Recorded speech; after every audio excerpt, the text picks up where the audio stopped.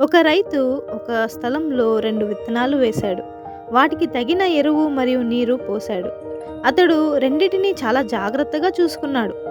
మొదటి విత్తనం అది తన వేళ్లను మట్టిలోకి లోతుగా విస్తరించింది. విశాలమైన వేళ్లతో తన దాహాన్ని తీర్చుకుంటూ త్వరలోనే అందమైన పూలను వికసించి అందరినీ ఆకర్షించేసేది. అయితే మరోవైపు భయంకరంగా రెండవ విత్తనం పెరగలేదు.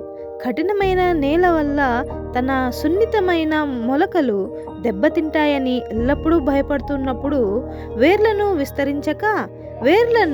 విస్తరిస్తే చీకటిలో నేను ఏమి ఎదుర్కొంటానో అని భయపడుతూ ఎదగక నేలనే సురక్షితముగా ఉండుట మంచిదని భావించింది.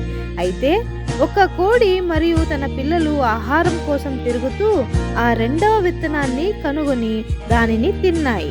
కాబట్టి రేపటి దినమును గూర్చి భయపడక, నీవు అనుభవిస్తున్న శ్రమలను చూసి భయపడక, క్రీస్తు యేసు వాక్యంలో వేరులను పదిలపరుచుకుంటూ విశ్వాసంతో అపవాది రేపుతున్న శ్రమలకు భయపడక ఎదురెళ్ళి క్రీస్తు మన కొరకు దాచి ఉంచిన ఆశీర్వాదాలను అనుభవిస్తాం. భయపడి ఓడిపోవట కంటే ధైర్యంగా ఎదురెళ్ళి క్రీస్తు కొరకు బ్రతుకుట శ్రేష్టము.